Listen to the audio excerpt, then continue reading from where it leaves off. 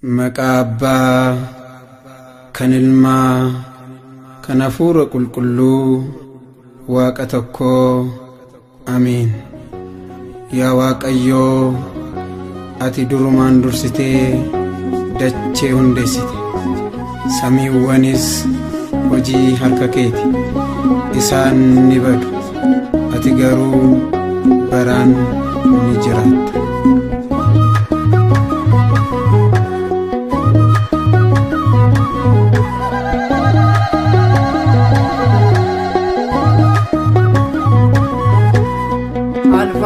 Omega Waaqayyoodha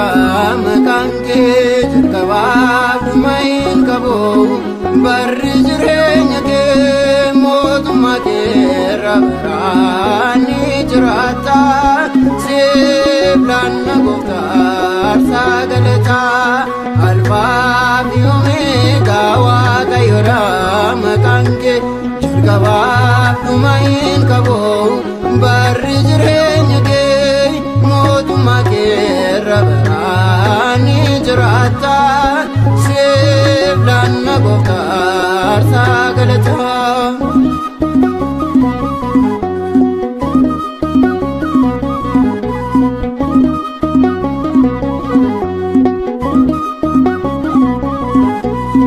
Baroota jijjiirtaatiin jijjiiramtu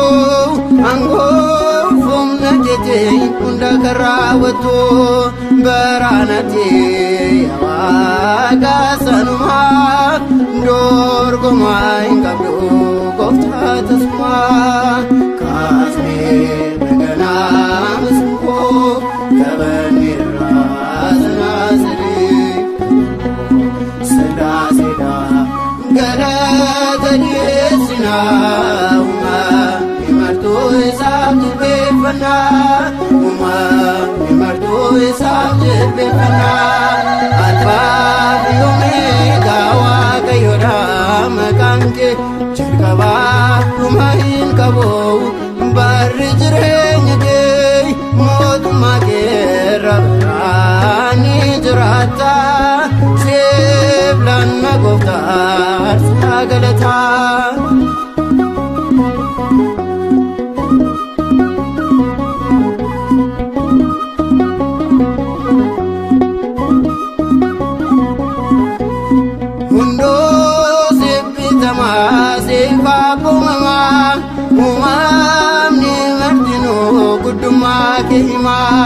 Lafti samii harka keetii Waaqa waaqota mootii daatee kaasnee beekanaa masuukoo gabanirraa sanaasadii sadaaseedhaa galata dhiyeessinaa imartuu isaaf jilbeeffannaa imartuu isaaf jilbeeffannaa Alfaa fi Omega Waaqayyoodha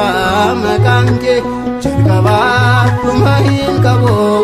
barri jireenya kee mootummaa keerra baraan ni jiraata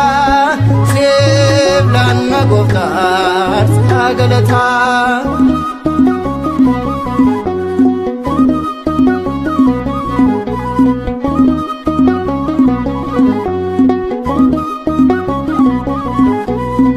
Waaqota jedhamuun kan waaqeffaman burqootaan yeroo har'a iddoon jiran ati garuu baraan ni jiraata siif laanna gooftaa sagalata kaasnee beekanaa masuukoo gabanirraa sanaasadii sadaaseedhaa galata dhiyeessinaa imartuu isaaf jilbeeffannaa imartuu isaaf jilbeeffannaa Alfaa fi Omega Waaqayyoodha maqaan kee jalqabaa dhuma hin qabu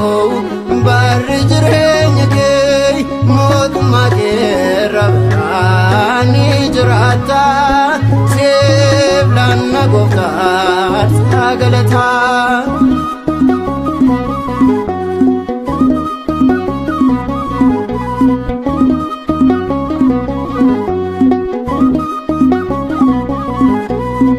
Qulqulluu qulqulluu jedhamuun faarfame